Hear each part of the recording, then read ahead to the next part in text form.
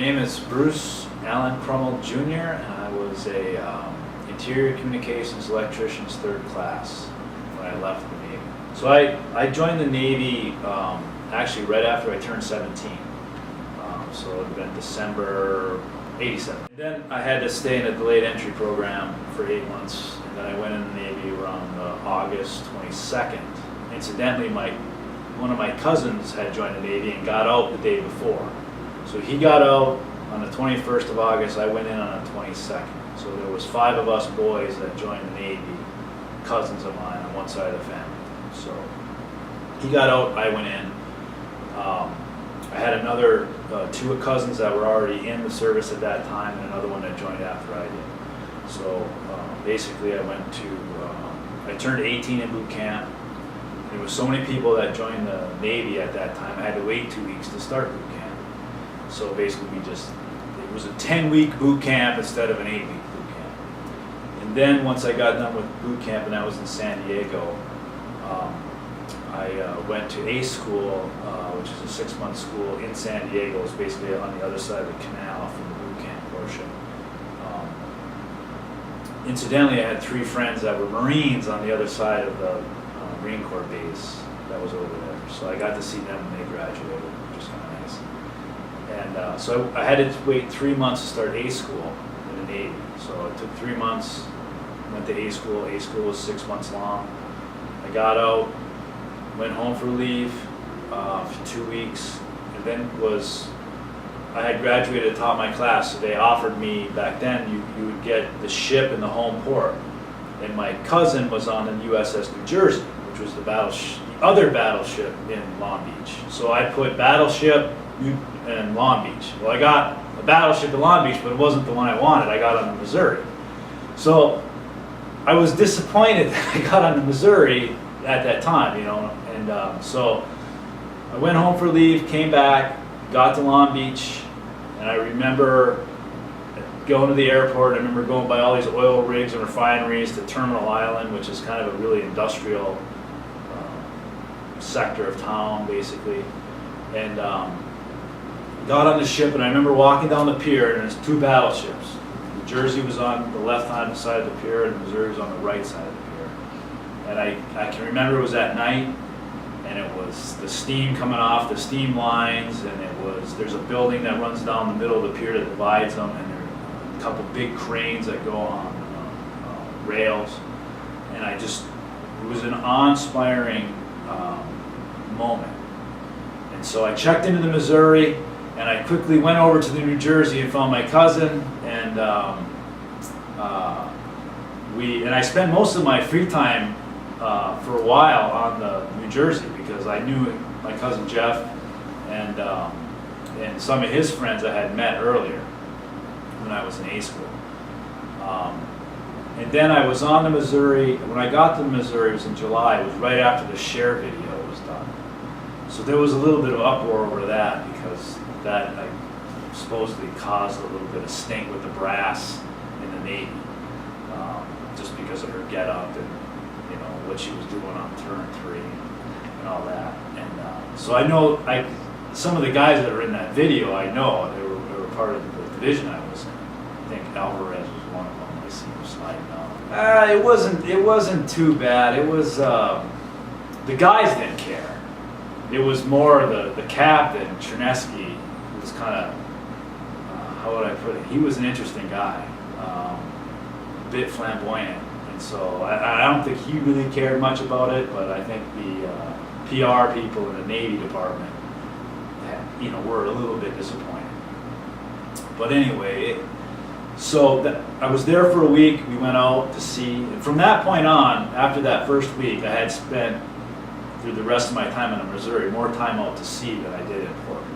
So we went out for a week, or 2 weeks, I think.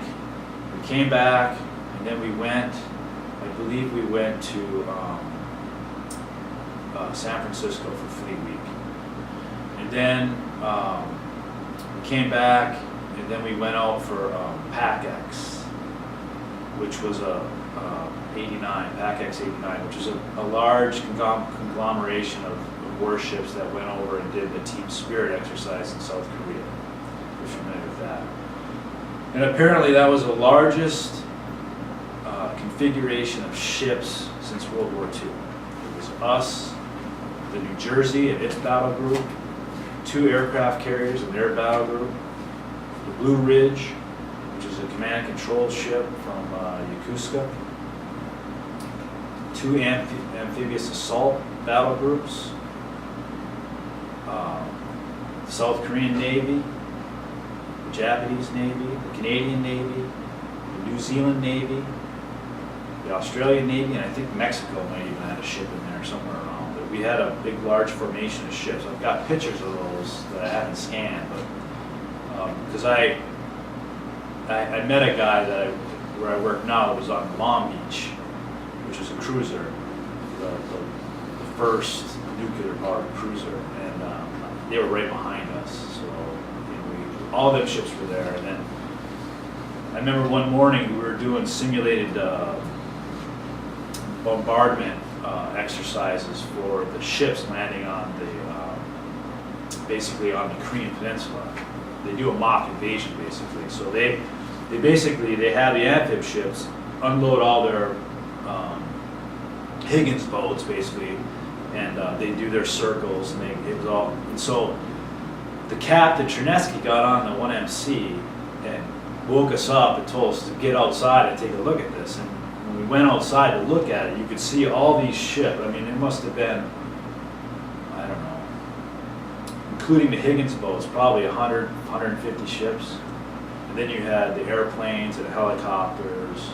And before that, when we left, we had picked up some SEALs, and they were standing in the berthing above us, and they had a couple of containers on the back of the ship. And then they also had some ROK Marines on our ship for a little while.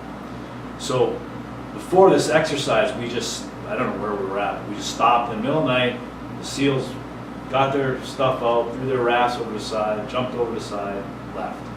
And then after the exercise, we picked them up, we put all their stuff back in their containers, locked them up, and that was it.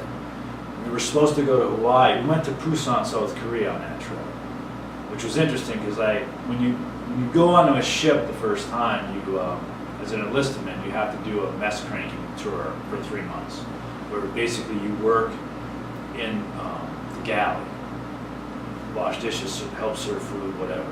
Well, there's 2 galleys usually on a ship. There's the officer's mess and there's the regular mess with the crew. Well, I got picked to go to the officer's mess to do my mess cranking there. So when we went into Busan, they had a dinner for the ambassador of South Korea on the ship. So they had these vests. They dressed us up in little monkey suits, and we gave us bottles of champagne to walk around on the surrender decks where they had the ceremony and the dinner. So we would just pour drinks for the brass. There was admirals and generals and ambassador and other people from the State Department. So that was kind of interesting. I was 18 years old, doing that. And the best part of that was we got to eat the food that they had to eat, so that was kind of nice. And then, so we left Busan and we were going to go to Hawaii, and we were in a typhoon. So we were in a typhoon for 3 days. And the thing I remember about that is I didn't sleep for 3 days because I had a bunk, because I was new. I got a top rack in our berthing, and it was fore and aft, so every time the ship rolled, you wanted to roll out of your rack, so I had to stuff my shoes in the crevice of the mattress to keep from rolling out. And even if you did roll out, there was a little strap. All you did was it would flip you up so you landed feet first, more or less. So I didn't sleep well for those 3 days, if at all. And I also was in the little tiny scullery for the officers' mess, and of course the officers didn't eat off a pressed plate like we did. They ate off china.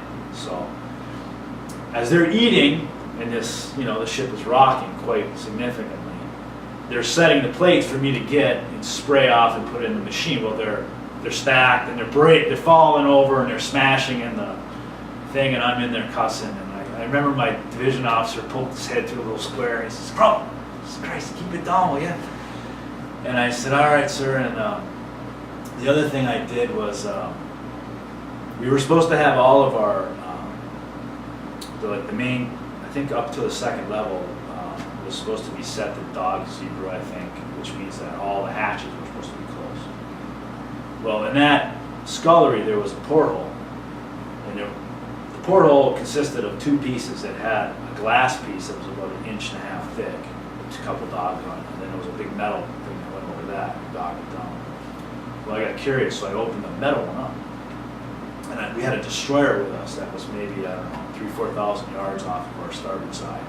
And that ship was totally awash in water. I mean, up to at least its O3 level. I mean, this was a bad storm.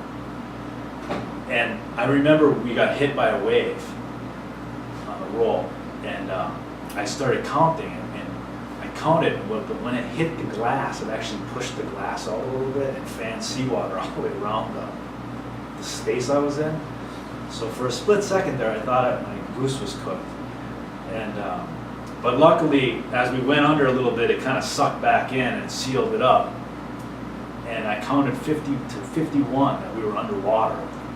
And that porthole is probably about maybe 20 feet off the water line.